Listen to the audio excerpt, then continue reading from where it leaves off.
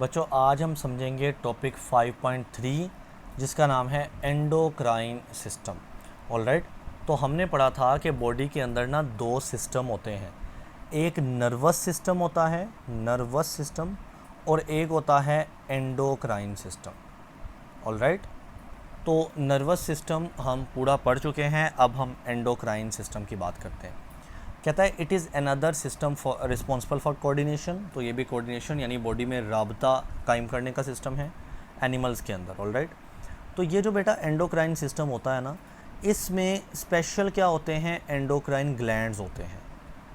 तो देखें उनमें नर्वस सिस्टम में क्या होते थे, न्यूरॉन्स होते थे। न्यूरॉन्स क्या करते थे, मैसेज को नर्व इम्पल्स की शक्ल में कंडक्ट करते थे। और इस सिस्टम में होते हैं ग्लैंड्स जिसका नाम है एंडोक्राइन ग्लैंड्स। और ग्लैंड्स क्या करते हैं बेटा, ये प्रोड्यूस करते हैं और सिक्रेट यानी निकालते हैं हार्मोन्स को। हार्मोन केमिकल्स हैं। तो एंडोक्राइन सिस्टम क्या याद रखोगे आप बेटा, इस सिस्टम का काम क्या है, कोऑर्डिनेशन करवाना।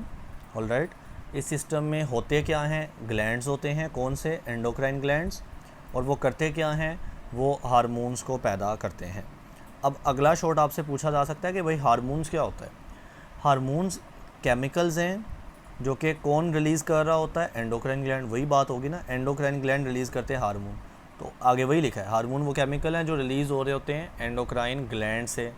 और ये करते क्या हैं बेटा, ये रेगुलेट करते हैं डिफरेंट बॉडी फंक्शन, जैसा कि ग्रोथ हो गया, रिप्रोडक्शन हो गया और ब्लड के अंदर ग्लूकोज का लेवल हो गया।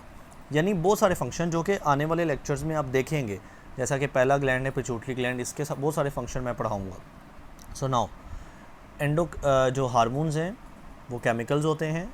कौन पैदा करवा रहा है, एंडोक्राइन ग्लैंड पैदा करवा रहे हैं। और करते क्या हैं, बॉडी के फंक्शंस को रेगुलेट करते हैं, जैसा कि बॉडी के अंदर ग्रोथ को रेगुलेट करना, रिप्रोडक्शन को रेगुलेट करना या ब्लड के अंदर ग्लूकोज के लेवल को रेगुलेट करना। जी तो बेटा अब मज़ीद बात सुनते हैं। ये हमारे पास है एंडोक्राइन ग्लैंड्स, इनका क्या नाम है, एंडोक्राइन ग्लैंड्स। अब बच्चे लेट सपोज़ ये एक ग्लैंड है, जस्ट इमेजिन।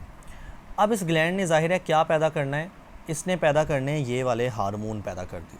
तो मैं कह रहा हूँ कि ये हार्मोन है। अब बच्चे इस ग्लैंड के पास ना डक्ट नहीं होती। डक्ट कहते हैं इस तरह का, इसके पास अगर पाइप हो जिस पाइप के अंदर वो ये हार्मोन डाल दे, बेटा ऐसा नहीं होता। तो इनके पास कोई डक्ट, कोई पाइप, कोई ज़रिया नहीं होता, लिहाजा इनका नाम होता है डक्टलेस ग्लैंड्स। डक्टलेस ग्लैंड्स यानी ऐसे ग्लैंड जिनके पास कोई पाइप या कोई डक्ट नहीं होती जिसके अंदर वो अपने इन हार्मोन को डाल दे। फिर ये हार्मोन कहाँ पे भेजते हैं, ये ब्लड के अंदर डाल देते हैं हार्मोन। ये हार्मोन किधर डाल देते हैं, ब्लड के अंदर। और फिर ब्लड इनको उस जगह पे लेकर चला जाता है जहाँ पे इनका एक्चुअल काम होता है, यानी टारगेट जगह के ऊपर। जी तो बेटे इसको देख लें। कहता है the endocrine glands do not have ducts, उनके पास डक्ट्स नहीं होती इन ग्लैंड्स के पास, टू पावर देयर हार्मोन्स, के उसमें अपने हार्मोन्स को डाल सकें। सो दैट इज़ वाई, इसीलिए they are also called ductless glands. तो बेटा ये ग्लैंड्स किस नेचर के हैं, डक्टलेस, इनमें डक्ट नहीं होती।